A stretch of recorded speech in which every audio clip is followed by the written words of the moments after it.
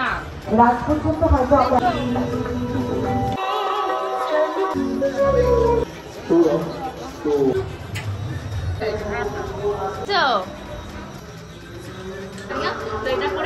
পুজোর কটা দিন খুবই মজায় আছি, যদিও শিবানীদি না আসলেও ঘর মোছা, বাসন মাজা, জামা কাপড় কাচা এগুলো থাকছে, কিন্তু রান্নাটা করতে হচ্ছে না। মাতাজি ওপাশে রান্না করে দেবে।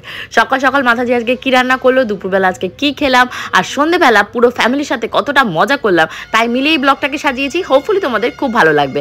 আজকে রয়েছে মহানবমী। মহানবমীর দিন পাড়াতে খাওয়া দাওয়া রয়েছে, তার জন্য ছদি আজকে যা যা রান্না বান্না করছে নিরামিষ, কিছুই পাবো না। এদিকে তোমাদের লিটল গোল্ডের জন্য সুজিটাকে বসিয়ে আমি ভাবলাম চটপট করে ঘরটাকে আগে ঝাড় দিই। অ্যাকচুয়ালি কি হচ্ছে বলো তো, নতুন জামা কাপড়, তার থেকে ট্যাগ ছেঁড়া হচ্ছে, তার থেকে কাগজ বেরোচ্ছে, এগুলো তো সেভাবে হাতে করে তুলে নিয়ে রাখা হচ্ছে না ডাস্টবিনে, ওইভাবে ঘরের ভেতরে ফেলা হচ্ছে। কারণ তোমাদেরকে ঘর বাড়ির অবস্থাটা দেখাচ্ছে, একটু ওয়েট করো।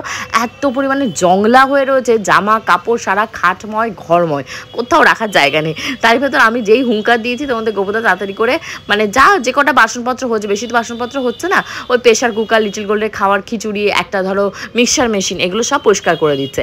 আর এখানে এই যে নতুন থালা বাসন, যেগুলো আগের দিন ওই নিউ টাউনের মেলাটা থেকে কিনেছি, সেগুলোতে সকালবেলা মাতাজি রান্না করেছে দই বড়া। আজকে কিন্তু আমি ফার্স্ট টাইম মন থেকে দই বড়া ট্রাই করলাম, কারণ এর আগে বহুবার ওরা দই বড়া বানিয়েছে, আমাকে সেধেছে দই বড়া খা ভালো খেতে, আমি খাইনি। আজকে কি মনে হচ্ছে, ঠিক আছে একটু ট্রাই করে দেখি। আমার আজকে ভীষণই ভালো লেগেছে। টমেটো নয়, ওই একটা হয় না ট্যামারিনের চাটনি, যেটা ওই যে তেঁতুলের চাটনি বলে, ওই চাটনিটা যদি হতো আরও বেস্ট হতো। আর ওপর থেকে ধরো এরকম হয় না ঝুড়ি ভাজা, ওগুলো দিলে খুব ভালো হতো। তো সকালবেলা আমরা এগুলো খাওয়া দাওয়া করছি, আর মানে হিসাব নিকাশ করা হচ্ছে লিটল গোল্ডের বার্থডেতে কতজন লোক হবে, কি কি মেনু হবে। মেনুটা ফাইনাল হয়ে গেছে, মকটেলের কাউন্টারেরও ওকে বলা হয়ে গেছে, শুধু এখন বলতে হবে ওপরে প্যান্ডেল বা ডেকোরেশনের। এখন স্নান হয়ে গেছে, এখন যাব আমাদের পাড়ায়, মানে আমাদের পাড়া ঠিক না, আমাদের পাড়া উত্তরায়ণ রবীন্দ্রপল্লী দুটোই।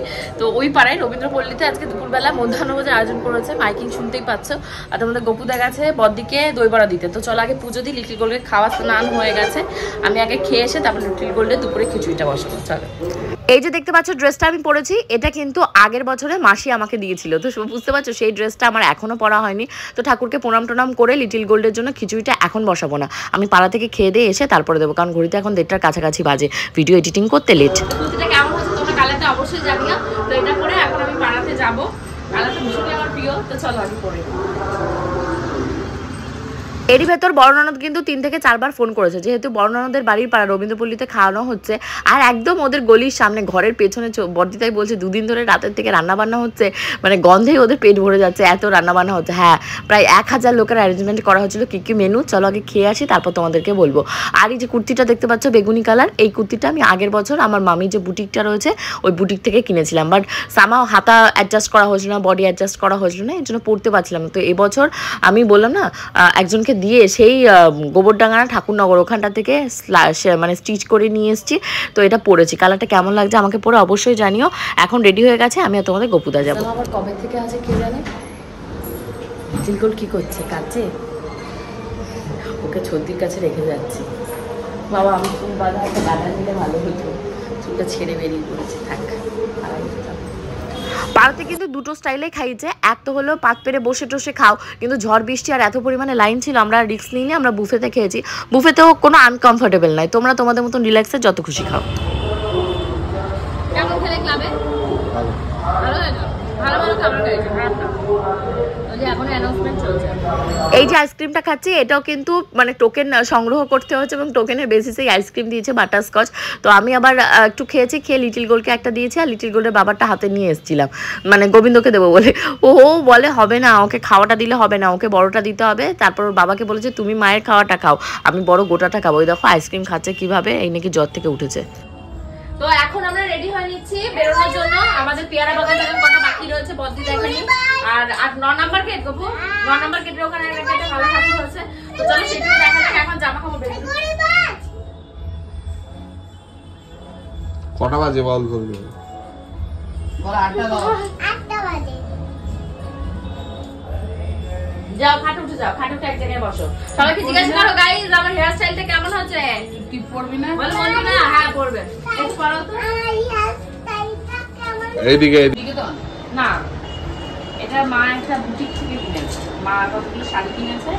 আর বুটিক না, পুতুল স্পেশাল বুটিক নয়, মায়ের বাড়ি। ওই দোকানটা ভালো দোকান ছিল, দোকানটা কিনে হতো।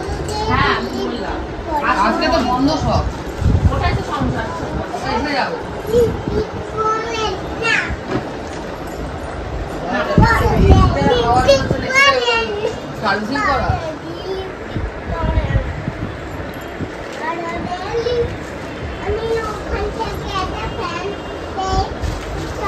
এবার চলছে কিন্তু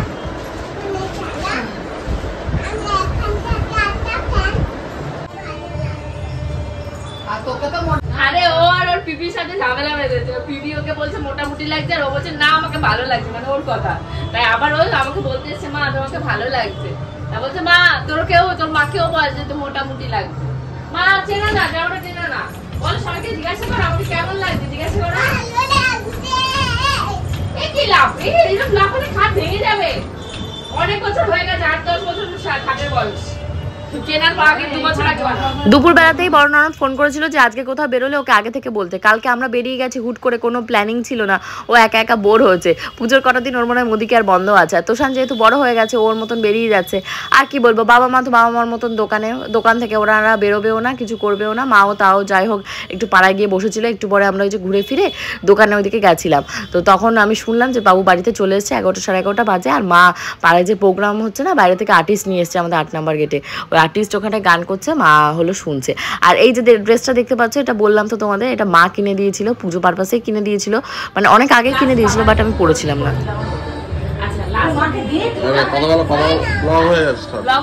এই যে দেখো বর্তি চলে এসেছে, সরি। এই ড্রেস কিন্তু সেম টু সেম আমার আছে, আগের বার পুজোতে দিয়েছিল ও। আগের বার পুজোর মাল এখনো পরেনি, রেখে দিয়েছে, আজকে পরেছে। মানে এরকমই হয়। আমি কিনতে পারিনি, আর দুটো পিস কিনেছি কিন্তু বানিয়ে পারিনি। বানিয়ে আমাকেও দেবে না, আমিও লাভলি দেয় তার জন্য যাই না। আমার ব্লাউজ গুলো এবার যা বাজে বানিয়েছি লাভলি থেকে, আমি বৌদিকে গিয়ে ধরবো। মানে দুটো ব্লাউজ, তিনটে বানালে তিনটেই জব হবে। তার থেকে আগের বারের গুলো অনেক ভালো বানিয়েছিল। পূজার গিয়ে উপলক্ষে, জামাটা অনেক বড় হয়ে গেছে, এনগেজমেন্ট উপলক্ষে তখন ভালো বানিয়েছিল। আমি ধরবো গিয়ে যে এত বাজে কেন তুমি বানিয়ে সেম টু সেম। ও বাবা, ইনিও কি করেছে, এই দেখো কেমন লাগছে। এটা কি পার্পেল হাততালি, বাবা দর্শনে সার্থক হয়েছে। পার্পেলটা অনেক কঠিন, লাল নীল না, পার্পেলটা ঠিক আছে। হ্যাঁ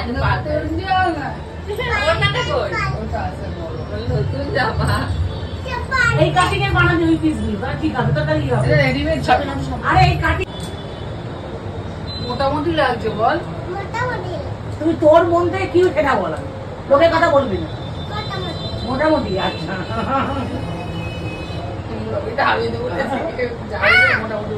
ভালো এসছে অনেক।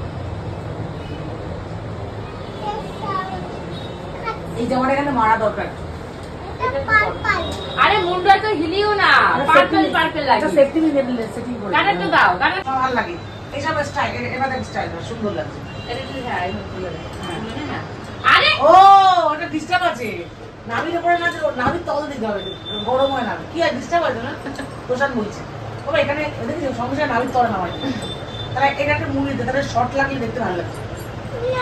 আরে শর্ট লাগলে ভালো লাগবে, আন্ডার মতো লাগবে, দেখো দেখি লাগবে দেখতে। এই দেখ দেখ তুই দেখ, চচা হয়ে গেছে, হয়ে গেছে। চল ব্যাগ নে, তোর ব্যাগপত্র আছে তো নে। অনেক কি মা, এই টাকাটা রুপি না রেখে দাও, ব্যাগে টাকা দিয়ে দিচ্ছি। তোমরা আমাকে আইসক্রিম খাওয়াবে। আজকে ভাবা হচ্ছিল সোদপুরের ওই সাইডে যাব, কিন্তু এক তো ঝড় বৃষ্টি যদি আসে, ছোট বাচ্চা লিটিল গোলকে নিয়ে কি করব। আর তার মধ্যে টাইমটাও ছিল না, আমাদের রেডি হয়ে বেরোতে প্রায় তোমাদের বেজে গেছিল 8:30 ওরকম টাইম।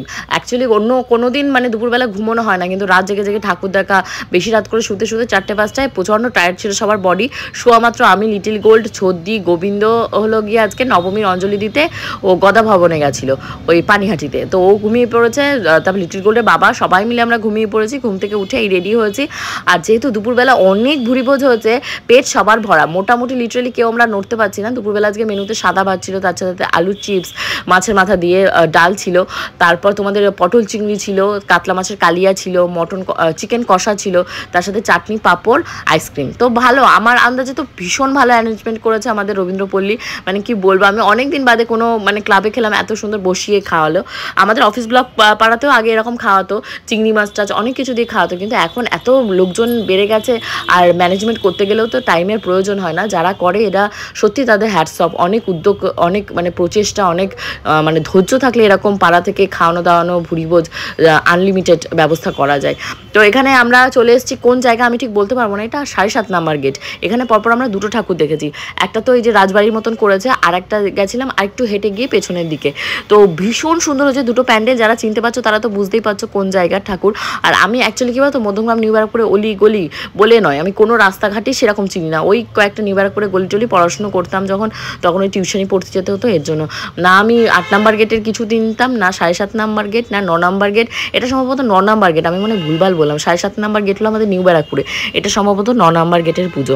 তো এখন আমরা হন্টন যাত্রা করতে করতে যাচ্ছি, আর রাস্তায় প্রচুর পরিমাণে মিউজিক বাজছিল, হাওয়াও ছিল হালকা ফুলকা, খুব ভালো লাগছিল। আজকে ওয়েদারটা ভীষণই ভালো ছিল, আর এইটা তো এত ভালো হচ্ছে প্যান্ডেলটা দেখে আমাদের এত ভালো লেগেছে। আমরা প্রায় আধা ঘন্টার মতন ওখানে বসেছিলাম। আর লিটিল গোল্ড তো ভীষণই লাফালাফি নাচানাচি করছিল, একবার সিঁড়ি দিয়ে উঠছে একবার সিঁড়ি দিয়ে নামছে। অ্যাকচুয়ালি কী বলো তো, নিজের ইচ্ছা না হলেও এই ছোট্ট মেয়েটা এত খুশি হবে, নতুন নতুন ড্রেস পরবে, ওর পিপি কাকা সবার সাথে বেরোবে, এই আশাতেই কিন্তু মেন ঠাকুর দেখতে বেরোনো। নাহলে আজকে ভাবছিলাম ঘরের ভেতর ডুব দিয়ে দিই, তারপর ভাবলাম বছরে তো সারাটা এই 4টে মাসে মানে দিনের জন্য আমি ওয়েট করে থাকি, বসে পড়লে তো বসেই পড়লাম। তারপর এই বদ্দি এখানটা এসে এই যে ড্রেসটা পরেছে দেখতে পাচ্ছি, এই ড্রেসটা আমারও একটা আছে, ওই গিফট করেছিল আগের বছর না তার আগের বছর, তো এই বছর নতুন রয়েছে, ও এখনও পরেনি তাই পড়ছে। এখানে কত লোকে যে আসছে আর কত ফটোশ্যুট যে করছে। এই ক্লাবের থেকেও দেখলাম পেছনের দিকটাতে পোলাও আর হলো গিয়ে আলুর দম মানে দিচ্ছিল। তো আমরা এখান থেকে পোলাও আলুর দম আমি তো খাবো না, তো তোমাদের গপুদা এক পাতা বড়দি এক পাতা ওরা আবার নিয়ে এসেছিলো, তো ওটা আবার একটু লিটল গোল্ড পোলাও খেতে পছন্দ করে, ও আবার একটু খাচ্ছিল। খাওয়ার পর আমরা এখানে থেকে একটু ফুচকা খেয়েছিলাম। তো তার ভেতর একটা কথা বলতে চাই, তোমাদের মতো অনেক অনেক ভালো ভালো সাবস্ক্রাইবার ফলোয়ার্সদের সাথে দেখা হচ্ছে রাস্তায়, তারা আসছে আমার সাথে সেলফি তুলছে, সবাইকে অনেক অনেক থ্যাংক ইউ। তোমরা যে রাস্তায় দেখে আমাদের রেকগনাইজ করতে পারছো, আমাদের এত ভালোবাসা দিচ্ছ, সবাইকে অনেক অনেক থ্যাংক ইউ। তোমাদের ভালোবাসাতেই কিন্তু আজকে আমরা এখানে রয়েছি। এই 4টে বছর মানে আমি পুজো তোমাদের সাথে শেয়ার করতে পারলাম ইউটিউবে, কারণ আমার ইউটিউবের জার্নিটা আগে স্টার্ট হয়েছে, পরে আমি ফেসবুকে গেছি। তো সবাইকে অনেক অনেক থ্যাংক ইউ। সবাইকে আজকে মহাদশমী রয়েছে, মহাদশমী নয় সরি বিজয়া দশমী। সবাইকে অনেক ভালোবাসা। আমিও রেডি হবো, একটু পরে বরণ করতে যাব, সেই সমস্ত ব্লগ নিয়ে কালকে আসবো। তো এখানে মনে হয় মিউজিক চলছিল না কি হচ্ছে, আমি আবার কথাগুলোকে বন্ধ করে দিয়েছি। তো চলো এখন এখানটা থেকে আমরা এসেছি ফলের জুসের দোকানে। এই যে ফলের জুসের দোকানটা দেখছো, এখানে এত সুন্দর মিল্ক শেক বলো বা আইসক্রিম শেক বলো বা পিওর ফ্রুট জুস পাওয়া যায় কি বলবো, আর অনেক কম দামে। স্মল, মিডিয়াম, লার্জ 3টে সাইজ রয়েছে, 50, 80 আর হলো 100। এবার লোকেশনটা আমি বলতে পারবো না, এটা মধ্যমগ্রামে যে হ্যাং আউট ক্যাফেটা রয়েছে তার আশপাশে, তোমরা একটু যদি এদিক ওদিক তাকাও বা সেনকো গোলটোল ওই লাইনটাতে পরে খেতে পারো। ওই দেখো তোমাদের গপুদা যেটা খাচ্ছে ওইটার দাম রয়েছে মাত্র তোমাদের 100 রুপিস।